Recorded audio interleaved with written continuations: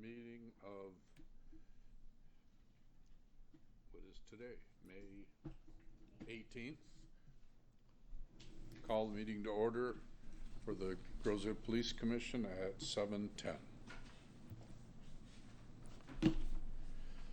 Okay, any additions or deletions to the agenda? None for me. None. None. None. Brent? No, sir. Ruth? Ken? No, sir. Very good. Moving right along. Our agenda format keeps changing a little. We have the first item is the appointment of a police commission vice chairman. Commissioner Jurecki, would you like to restate your motion? Yeah, we're gonna approve the minutes or no? Or not? Oh, there it is, approval of the minutes. I'm sorry. Well, it's all. I'll motion to approve. Motion to approve? Yes. Second. All in favor? Aye. Aye. Okay. All right. Now, Michael. All right. So, have a motion to appoint a vice chairman. So, upon the recommendation of the Groseville Police Commission, we would like to appoint Commissioner Scott Longton as vice chairman of the Groseville Police Commission, effective immediately. Second? Well, it's got to be you, Art. Second. Any discussion? I listened to last meeting. I know you've already had some. We've been talking about this for a while, so Yeah. The only thing been now going is back just and to forth. confirm, Scott, will you accept it? I will. Okay. good. So, So, right. all in favor of appointing Scott as vice chairman? Abstain. Aye. aye. Unanimous with the exception of our Commissioner Hubbard, who was not able to make it, but I'm pretty sure he's in favor. Okay, moving to monthly reports. Deputy Chief? Oh, is that the way this works? Okey-doke. Good evening. I'm going to bring up first kind of notable incident. We had a police vehicle that was struck that was on a traffic stop recently. The officer was backing up an additional officer that was on a traffic stop. A individual that we later ascertained was intoxicated, or we believe was intoxicated allegedly. He ended up rear-ending one of our patrol vehicles. The officer that was in the vehicle sustained minor injuries. He was transported to the hospital. It's my understanding in the report, the individual that struck the officer's vehicle, he was intoxicated approximately 4 times what would have been the legal limit. So that's just a notable activity that's going on. Our task force officer performed a search warrant in Dearborn recently. What appeared to be a hoarder's house with clutter, and as you can see, with multiple boxes and bags. As they further did their investigation, it revealed that there were cash proceeds within the bags and boxes within the residence. The task force officer flew to Texas to get the main kingpin and place him under arrest whenever he made the location in Texas after this search warrant. The total sum was $10,591,875 that was in cash, just in an unoccupied dwelling that was being used as a drug house storage facility for drug proceeds. So with this, we anticipate, with our forfeiture funding and how it's distributed, there's nothing to etch this in stone, but we do believe that Groseville may be getting some proceeds in excess of $1 million with this one seizure that took place. So we're very proud of our task force officer. He's been performing exemplary in the last year, and he's getting drugs and targeting key drug individuals that are across the country and out of this country. So kudos to him. Next thing I wanted to bring. For the record, why don't you, oh no, you don't want to state his name? because of a position or? Well, it's Officer Ferguson. He's our task force Yeah, I just- officer. Yes. Okay. The next thing, dispatcher interviews. We have, it started off as 7. We're down to 4 candidates now. We do have an interview scheduled for May 27th between the hours of 3 and 6. Initially, our plan was to have myself, Lieutenant Pelland, and Dale Riem, the township manager, to sit on those interviews. If the police commission wishes to sit in on that specific time frame, we thought we were going to be dealing with 7 initially in the last week, so we were going to just try and whittle that down to 3 to 4. With some of the withdrawals that we've had, we feel that we'll be down to just 4 candidates. So I'm looking for direction from the commission if they'd like for us to do just a pre-interview and then set up a alternate date for your interviews, or if you'd want to do them on the 17th, or I'm sorry, the I would recommend 27th. if everyone's in concurrence here, that you just put it out to us when those interviews will be, and those of us that come can come, rather than have to have 2. Right now, it's scheduled for May 27th between the hours of 3 and 6, so.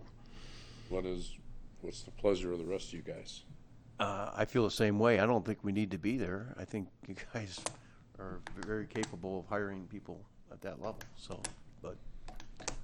At your I think- discretion. Yeah, that would be my call. Yeah, I would say just let us know when it is, and those that can make it, if they want to, can, and otherwise, keep the process going. Are you happy with the candidates? I mean, the remaining 3 to 4?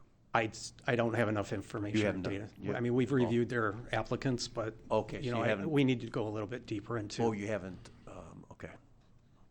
So the plan is before May 27th, what's going to happen? No, the date of May 27th is going to be their interviews. It will be their first interview? Yes, Okay. yes.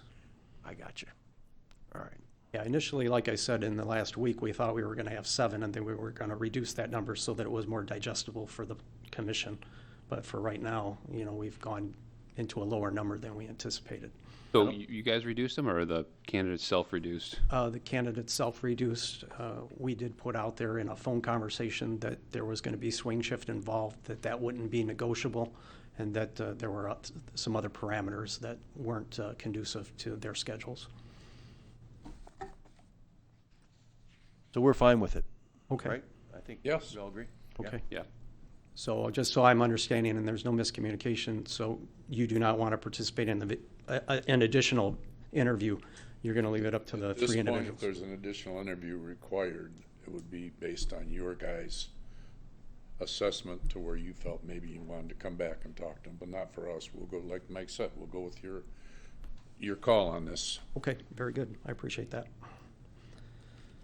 Any further questions on the interviews? No. Okay.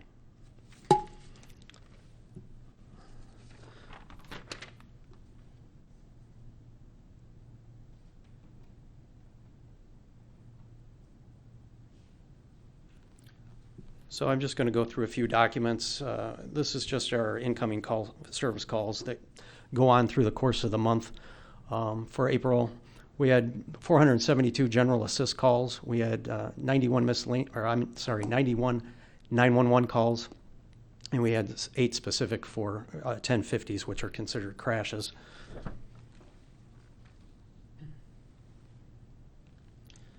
Self-initiated activity, the officers effected 3 OWI arrests. They wrote citations, 15 of them for the month. NTAs we also consider to be citations. There was additional 32. Those are where the individual is put on notice to return to the police department with corrective action, and once they do so, then that citation is canceled. 118 verbal warnings. Written reports taken by the officers for the month were 26.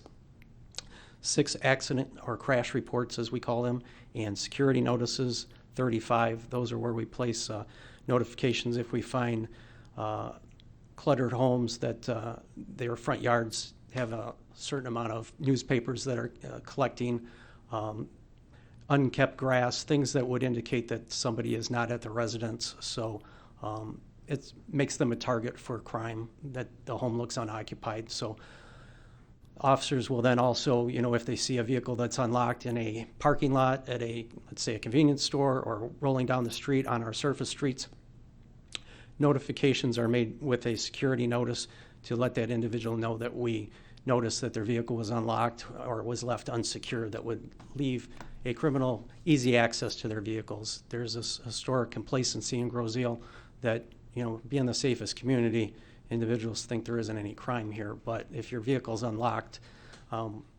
historically, we've had people that have left, $5,000 golf club systems in their cars, laptop computers, as well as their purses and briefcases, which will have at times a value of high significance.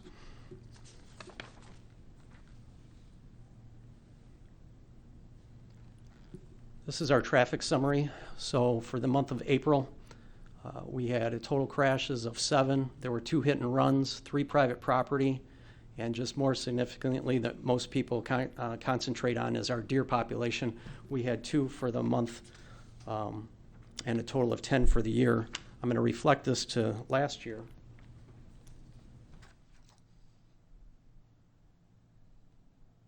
Which shows for the month of April that we had 0 last year.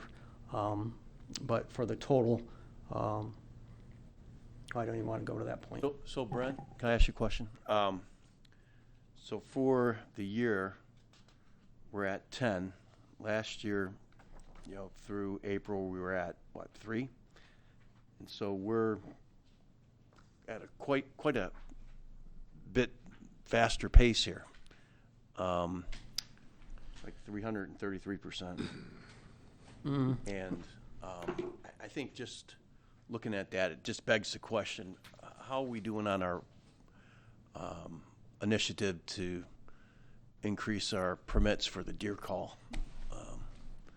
Yes, I'll answer that in two seconds. I'm looking at the numbers here, so I'm going from year to year, month to month. So this time last year, January and February and March and April, we would have been up to a total of 3. Yeah. And then We're at 10 now. I'm not counting 10, I'm seeing. You got January 21st, 7, don't you, on this report? Oh, wait a second, I have Eight. I'm looking at a duplicate copy here, just a moment. The report I have shows 10 Yeah, I was looking for the 2021. versus 3. You had it there. Okay, that's what I wanted to see. So you're correct. 7 that happened in January, 1 in February, and then 2 in April. So what we have in line is let me put it this way. In autumn, we have a off-season permit that we've received approval from the Michigan DNR. And so for a certain period of time, which I don't care to disclose, we're going to be doing some remedial operations to bring the deer count down. And then further, whenever that's completed, then we're going to add 2 officers to the deer culling crew. And then right after the holiday of Christmas, then we're going to put an additional amount of officers onto the detail to begin their remediation for that.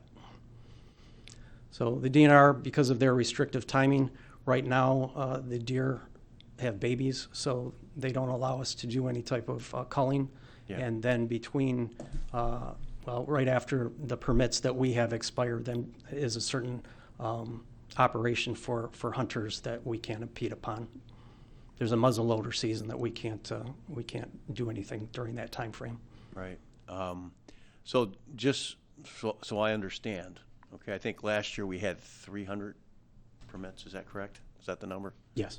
And we filled them all? Yes.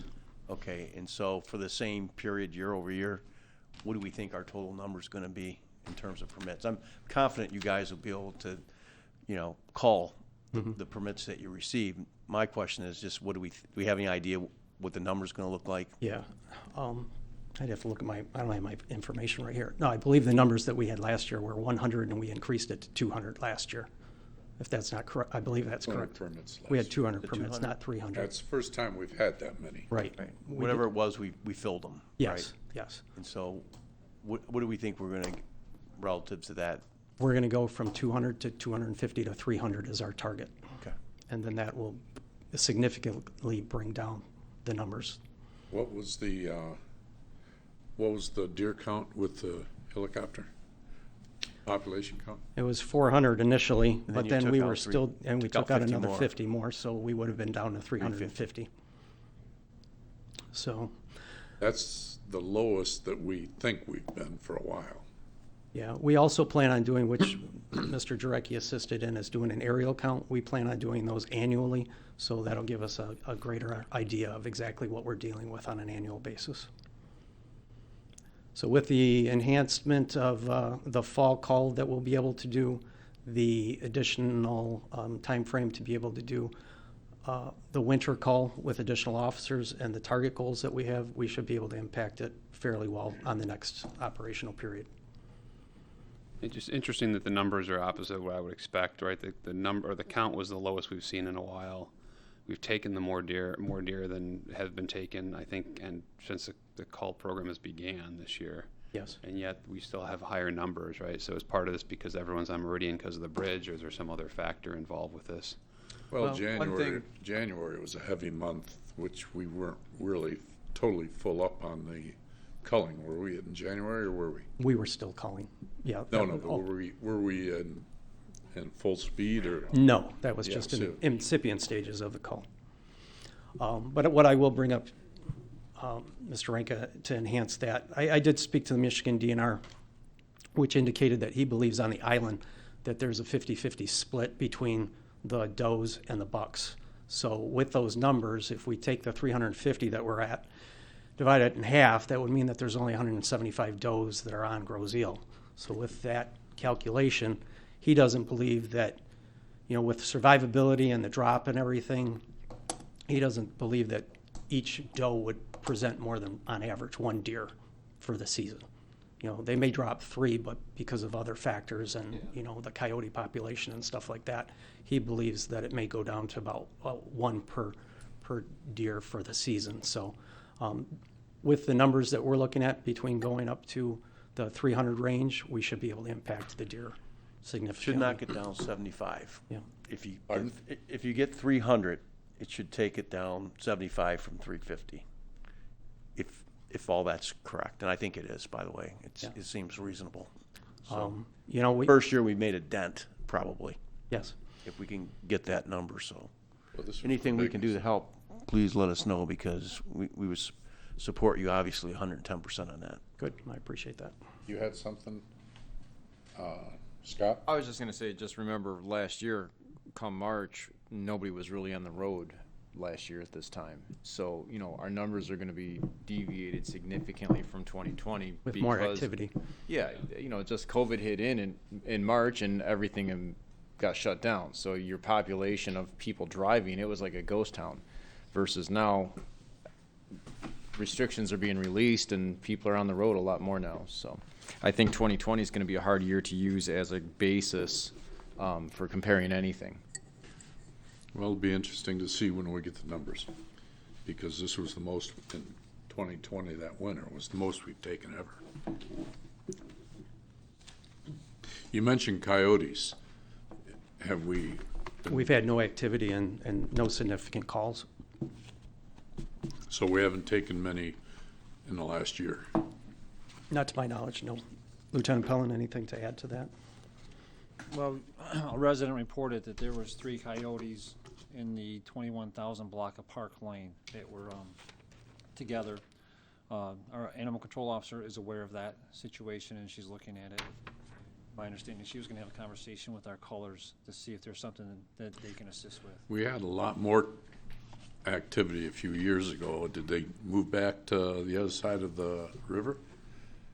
I would venture to say that there's been a drop in the number of coyotes in Grosio due to some different efforts. Well, we had taken a pretty good number of them initially. We so- did, correct. All right.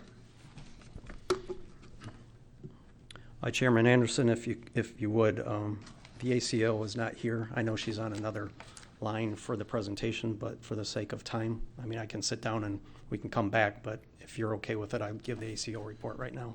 Yeah, it's fine. Okay. So, Now you say online where? what's that, sir? She's online No, she's not here. Oh. She's not available. I thought you said she was online. I may so have, I might have misspoke. That's fine. So the ACO for the month of April, she brought in donations of $2,132.30. I have here that on the screen that she has the Raise the Roof program again on June 19th between the hours of 12 and 3. This is a fundraiser, and you'll be able to drive Michael Bates Chevrolet vehicles. So anybody that's interested in, they'll have proceeds from the gift shop and concessions, and they're looking for donations in support of the Groziel Animal Shelter. So that's one of the activities that she has forthcoming. Ms. Cordes is also working with our Community Development Officer, Tony Gray. There was a memorandum of understanding that was placed between the two departments. This was just to enhance each other's abilities to know. Tony needed to know more intricacies on the court systems, and then she's complementing by just kind of knowing more so what ordinance does and how to complement each department. So this is a temporary situation. It was agreed upon by both individual staff members and their managers, and so it's been working well so far. So we're hoping to give better service to the community and just have a better breadth and overview between the two departments. Along the lines of both that and the deer, I thought I read something that we were increasing enforcement activity on people feeding deer. Yes, How is that, Julie, or is that Tony also, or who? that would be under the purview of Julie. Right now, with the campaign that we're trying to do, this was brought up during the last meeting. We're trying to limit the amount of people that are feeding the deer.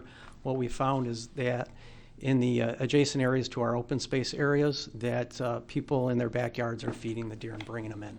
So we've been able to identify many locations, and so we're following up on those investigations as we find them out, and we're going to Okay. take enforcement action if we have to. I've been tasked by the township supervisor to look for solutions to be able to try and mitigate the situation through the summer of impacting the deer population. What's happening is that with the feeding of the deer, it's bringing these deer into the residential areas, and that's where they're going for their food source. So we're not able to impact the deer by doing our calling activities because they're going into the residential areas. So for those that are concerned about their rhododendrons and their arborvitaes being ate, your neighbors are feeding them, and that's what's causing some conflict with us. So it's against the law to be feeding wildlife, and so we're trying to complement that. Not to be punitive, we're trying to talk to people and be, the nice police, but some people just don't take warning, and so there will be follow-up. Okay. All right. Julie also states that there are 4 cats in the shelter. I wanted to point out this is a dog that was under neglect from last month.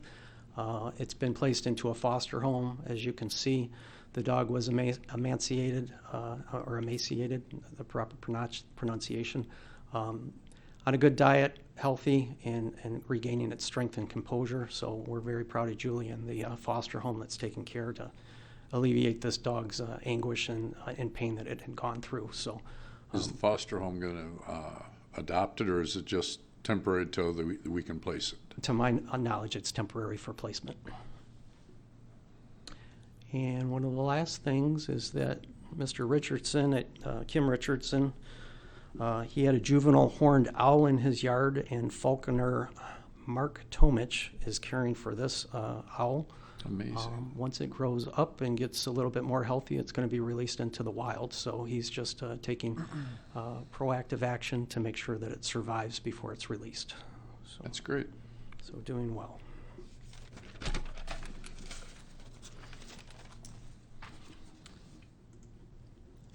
And the budget, I do not have a copy of the budget. I'll just say that we are on target with last, we're on average of where we would be normally. I was attempting to get the budget from the finance, but the emails just crossed and I wasn't able to get that document at this time. But there's no significance at this point. We will be looking at, I'm trying to get this up here. Let me go to the Elmo.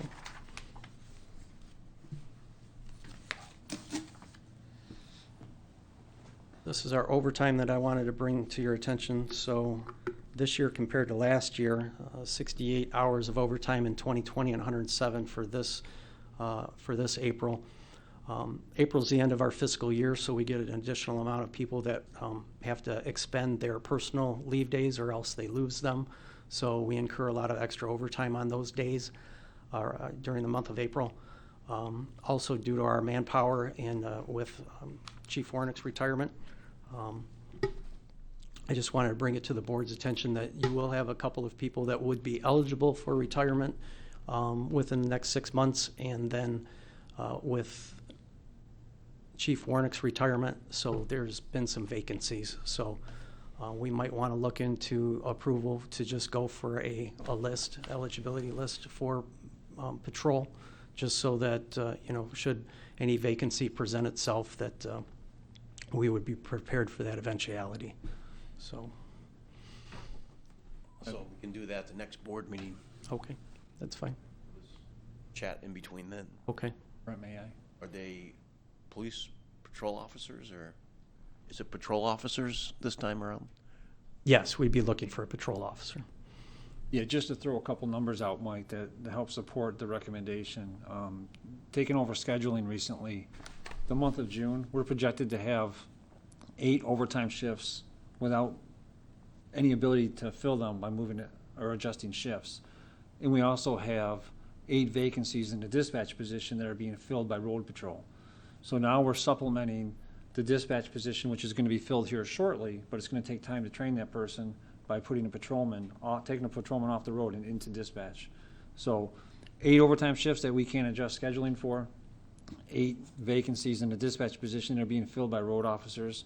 And then for the month of July, there's 7 overtime days that are scheduled right now and 14 shifts that are being filled by patrol officers in the dispatch position. And that's without vacations being scheduled. We have an officer who's expecting his first child, which I would assume is going to have some extended leave associated with that. So if we have an officer that's injured, if we have an employee that gets sick or something else happens, we're going to be hurt.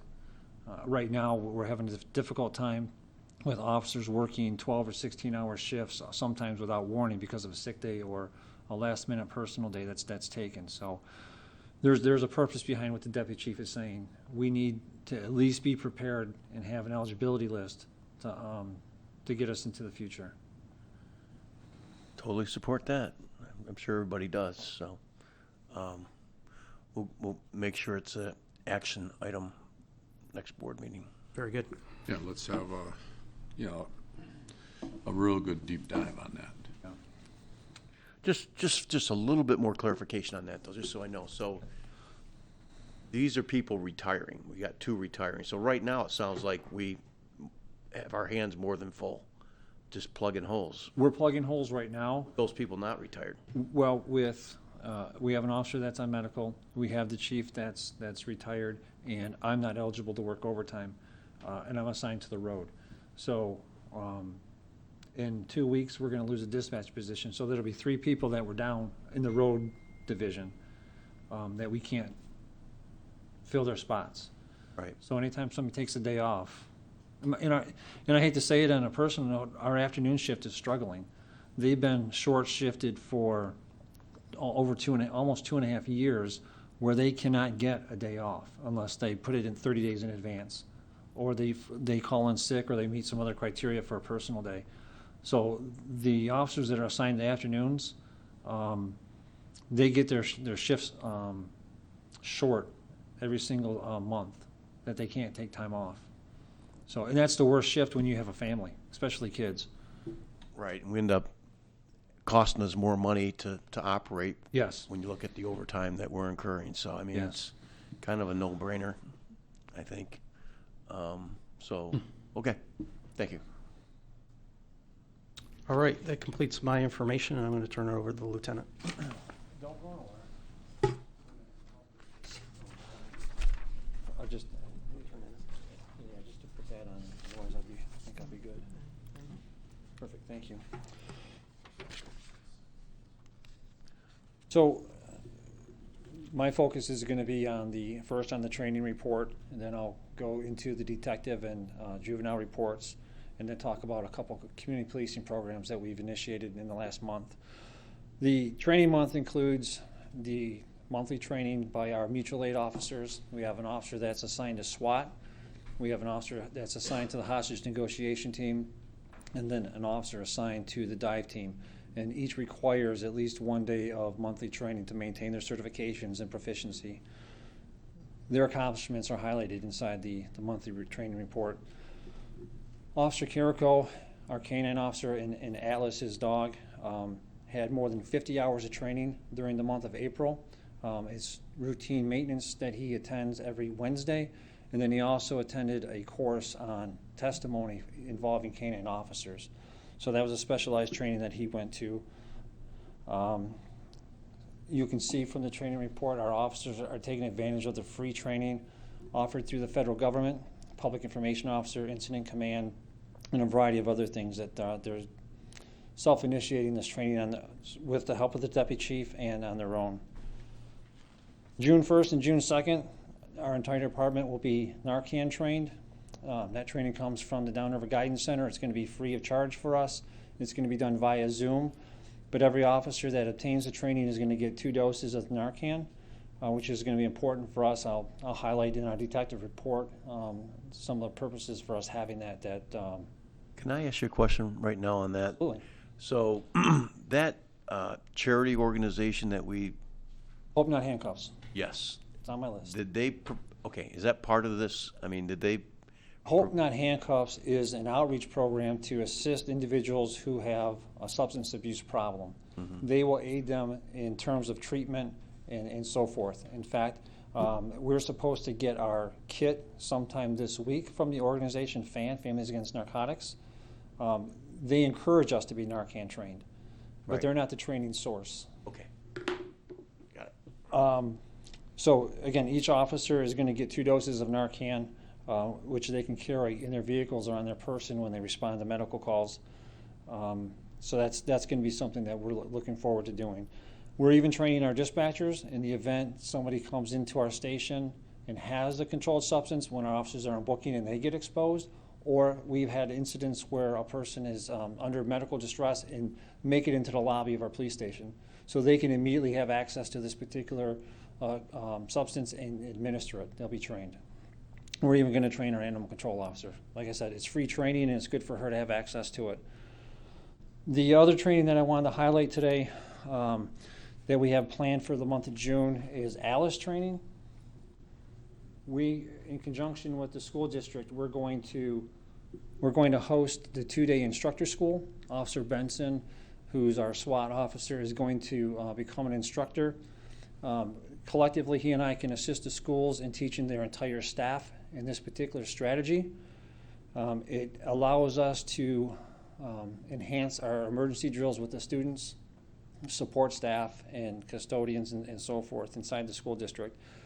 We also started networking with the churches prior to COVID hitting last year, so we'll reach out to them. What you see on the screen is a class that our residents can take. The instructor is going to hold a session at 6 o'clock on June 21st. It's an hour and a half. It's interactive. It teaches anybody who wants to know what options they have in the event they're faced with a critical incident. If they're at Sam's Club, if they're at Walmart, if they're at Kroger's, and something happens that's you have an active shooter or something else happens, it teaches them how to react. It will provide them a level of comfort in case they're involved in that type of situation.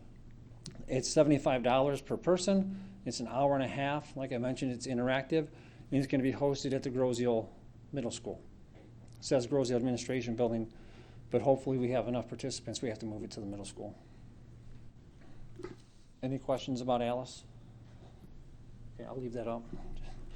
Our Detective Bureau report, you have 4 cases highlighted there. 2 of them are operating while intoxicated reports. Both of those instances involve somebody that we believe was under the influence or suffering from fentanyl overdose. In one instance, our officer was in possession of Narcan. He provided it to the fire chief, who administered it to the suspect, and on the way to the ambulance, and It helped him to regain consciousness. So it's happened twice in the month of April where our officers have encountered somebody under an opioid overdose. Narcan would be important for us to have. Of the number of complaints that we took, I'll highlight the animal control officer. I know the deputy chief mentioned it already. 9 of those complaints involved animals. Whether it was an officer or the animal control officer herself, we had to go and dispatch a deer, a squirrel, a turkey, or some other form of wildlife that was suffering either because it was hit by a car or it had some type of disease or illness. So 9 of those complaints. We also included in that number was a dog bite and feeding wildlife. The juvenile report is self-explanatory. We assisted. Before you leave the DB report, Yes. several hundred prescription tablets were stolen from CVS. Yes, sir. Was that resolved or That is under closed? investigation. That's why I kind of skipped over it, because it's not closed yet. Okay. I don't want to reveal any of the No, particulars just because I of the just- sensitivity of it, yeah. It just seemed an unusual situation. It is. Okay. The juvenile report, there was 2 situations where our officers or detectives assisted Child Protective Services on allegations of abuse or neglect. Both of those were determined to be unfounded and the cases were closed. So there was no actual abuse or neglect that took place. A couple more community policing notes. We submitted a grant application last week for reimbursement at 50% for the purchase of bulletproof vests. We have a mandatory wear policy in our department, so we're required as a department to supply our officers with vests. We currently have a fund of approximately $2,200 that we're going to spend on a tactical vest for our officer once he completes his basic SWAT school. And then the overages can go to start replacing the officer's vests. We're coming up on the 5-year anniversary of our original purchase, and they're going to start to be where they have to put back on the shelf, and they have to be issued new ones. So we're just looking forward to where we're going to get reimbursement for the purchases. In 2022, we will reapply again, but we will ask for more money because that's when the bulk of the purchases are going to have to be made. Plus, we have a reserve officer that's going to attend training here shortly, and we'll issue him one as well. So that money can come out of there. It helps save us quite a bit of money. Yesterday, we started the Click It or Ticket occupant protection campaign in conjunction with the Office of Highway Safety Planning and the National Highway Traffic Safety Administration. Our officers have been made aware to start enforcing and educating motorists about the impacts of getting involved in a crash when you're not buckled up or you don't put your kid in a car seat. So I issued a seatbelt violation today. Any questions about those 2 programs? Okay. Sergeant Carmack is in training with his reserves. He asked us to provide an overview of what his unit did in the month of April. The reserves accumulated more than 50 hours of service during the month, and the cadets provided us with 7. He's actively preparing for Island Fest. He has told me that he has a commitment of reserves that will help us with the parade and with the fireworks and the days before and after that particular Saturday. So we should be all set. He is coordinating getting resources from the Woodhaven Police Department, talked with their reserve chief today, and they're going to give us anywhere between 4 and 6 reserve officers and 2 to 3 patrol cars, which is important for us when it comes to all the people leaving the firework display and heading off island. So they're busy and they're planning. They have no new applications that have come in, but they're looking for more reserves. Do you guys have any questions for me? Did you have the number of how many we got, how many reserves we have now? Is it 7? We have 8 reserves. 8. 8 reserves, but only 7 are eligible to work by themselves. Okay. The 8th has not been through the academy, nor does he have a uniform yet. He's the one of the officers that we would outfit with a new vest. Okay. That's it. Thanks. Okay, thank you.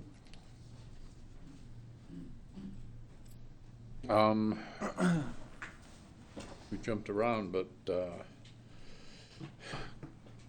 Trustee Jurecki, do you have anything you want to share? There's really not a lot to report. That's fine. The last board meeting was mainly DPS-related infrastructure stuff, and but I can say that, you know, I continue to attend the weekly bridge meetings, and I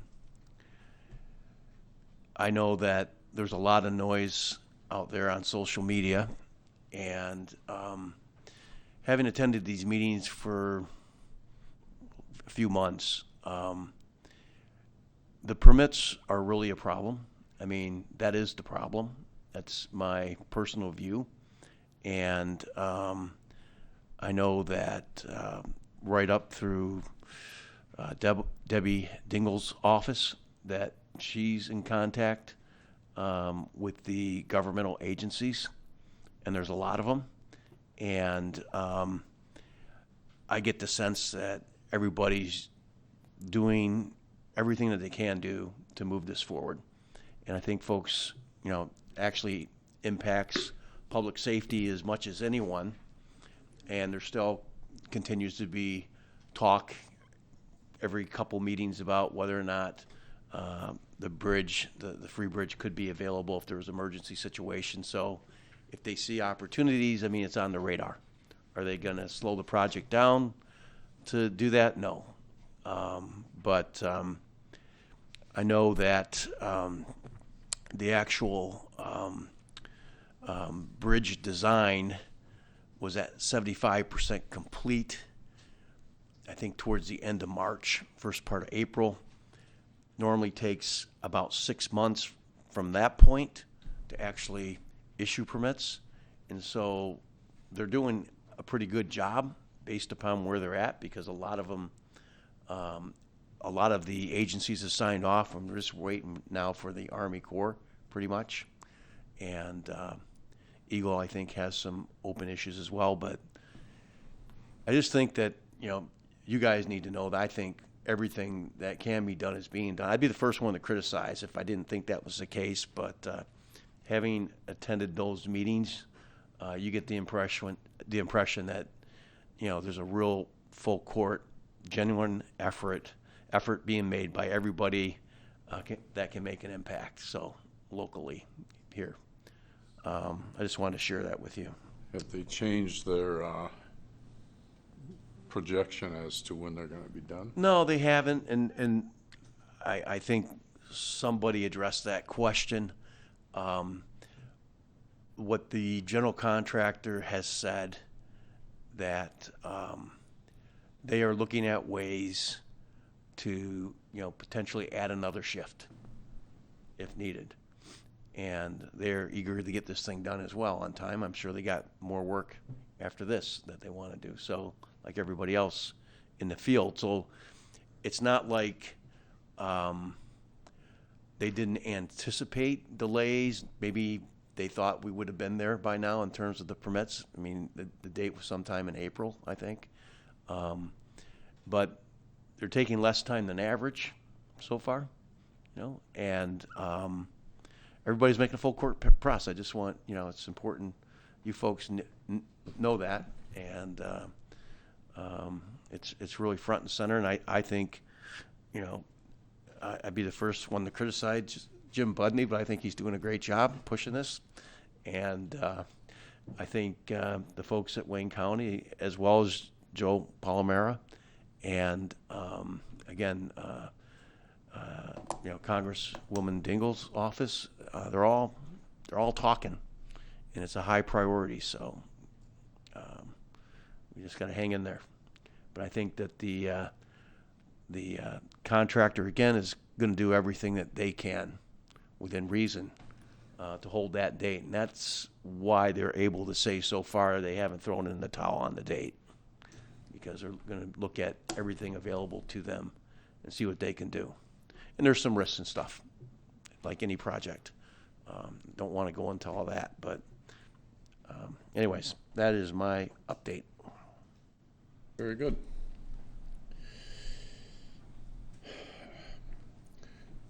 Any other departmental updates that Ruth, Deputy Chief, or Lieutenant? You know, Mr. Anderson, I was remiss in not informing the board that in 2 weeks, Dispatcher Bennett will be retiring from our department. She's put in almost 24 years of service, working a swing shift and being diligent for us, and I wish her well, and I assume the board does, or the commission does too, but just a little recognition for Dispatcher Bennett, you know, providing 23 and a half or 23 plus years of service for us is a good job. What do you recommend would be appropriate? Well, she is having a celebration on June 5th. Unfortunately, that's the Saturday of Island Fest, and most of us won't be able to attend. I can maybe fill you in on something else outside of the view of the camera, Well, but we do wish her well. think about it, and, you know, I'll drop down and talk to you guys, then talk to these guys, and I agree. You know, in the old days, I can say that because I'm old, but Well, you probably hired her. anyways, you know, retirement parties were automatic, but in today's day and age, they're not as prevalent. So Right. you're right to bring it up, and so I'll stop down and talk to you guys about it, see what you say. All right, thank you for bringing that up. And we have no public comment. So I guess we're down to a motion to adjourn if nobody has anything else. Mike, you have anything? Yeah, I just had one more thing I thought we should talk about. And it's just something that I've noticed. I mean, I think if anything, we've learned a little bit from Mr. Smoke and how he maintains his bridge with heavy trucks being escorted to make sure that, you know, they stay under, 5-10 miles an hour to reduce the damage to the bridge. Which is amazingly critical. Yes, I would think so. I've had that discussion with a few engineers. Yeah. And I also noticed that, so it's my understanding, I think they have one weighmaster in Wayne County. Is it Yeah, one or two? I don't know. It's a very low number, I know that. It's only a 300 few. bridges. You used to see people, your weighmasters stopping and weighing trailers Yeah. frequently. Not anymore. What, and just something to throw out actually to you and Brent, you know, your team, to talk about, especially if we have some extra money, you know, coming in from some of these seizures and stuff that we're involved with. I don't know how expensive those portable scales are, but if you have a heavy truck coming across the bridge that's speeding, right, and there's a possibility it could be overweight as well, that's not doing the citizens of Groseal a lot of good, right? We spend about $5 to $6 million in incremental costs just to get on and off the island, above and beyond what we normally would.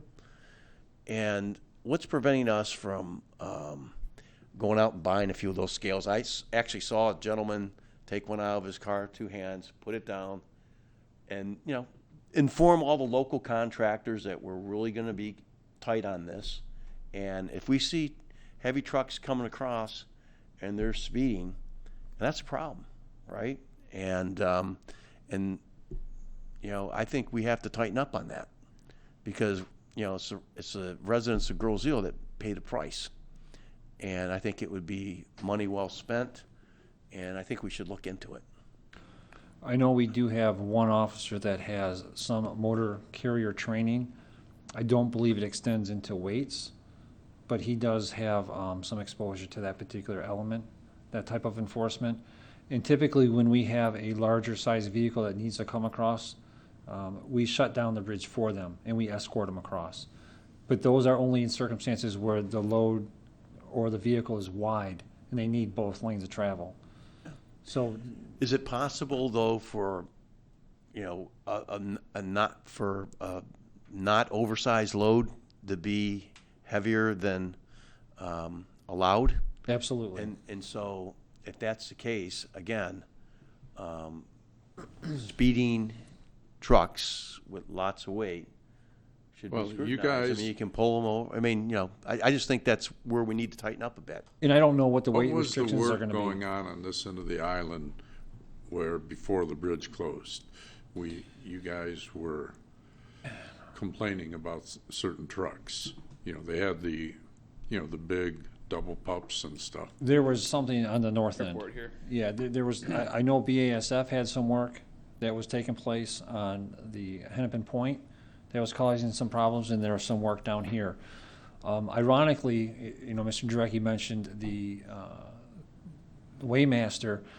It seems like he would always appear around Island Fest time and target the carnival rides that are coming across, or they came when we were storing vehicles here years ago, and they were targeting the car haulers for length. So somehow they get wind on occasion, and they'll sit on Groseal Parkway. Because I think we would probably you guys would have to pass a township ordinance for us to enforce under, no? We can use state? We can use state or federal laws under the motor vehicle code or under the federal law. We can adopt it it's adopted by reference. Well, right now, the immediate need probably is being covered by Paul. But when they Well, open that I'm- bridge, we I'm- need to be, yeah, we need that's- to know, because all they're gonna do is tear our bridge Yeah, down. I'm talking about when we, Yeah. get the bridge up and going again. Obviously, we know that, it's gonna have a limited life. And, we wanna make sure that, we're doing everything we can to prolong it, right? And somebody violating, those weight laws and speed, it's like, you hit somebody with a sledgehammer going 2 miles an hour, doesn't do a lot of damage, you hit them with it going 15 or miles an hour, it can knock you on your butt, so, same principles, right? I mean, on that bridge. And in so- thinking out loud, there are probably neighboring jurisdictions that already have scales, but don't have the manpower to use them, that we could either work into some type of agreement with them. We take them a week, they take them a week, or something to that effect, and use their officers' Better. knowledge. Because I know Wyandotte had them for a short time. I don't think they're used. Trenton had them for a short time. I don't think they're used. They just don't have the manpower But anymore. Wyandotte had them, I know when we had McLouth and Great Lakes Steel, and there was traffic between Ecorse and Gibraltar, and They were targeting the larger trucks on King Road between Yep. 4th Street and Jefferson for a while. Yep. And so they may still have the scales. I mean, it's worth looking Yeah. into. And we're not gonna solve it here tonight, and No. I'm just No. saying we should throw it out there. I mean, All right. it's something that I think we can do to help ourselves and help the residents, and, geez, it may even mean, that's some person that may be worth having around, especially, how fast that bridge deteriorates. Anyway, just food for thought, and just wanted to throw that out there. Okay. that it? Eric, you got anything? Nope. Nothing. I already said nothing. Chairman Anderson, we need to get a motion on the monthly report, please. Oh, Jesus, I hate when you point out when I miss something. You got a motion to approve the monthly We report? need a motion to approve the monthly report. So moved. Second. Second. All in favor? Aye. Aye. Aye. So, motion to adjourn. Motion. Second. All in favor? Aye. Aye. Vote adjourned at 8:04.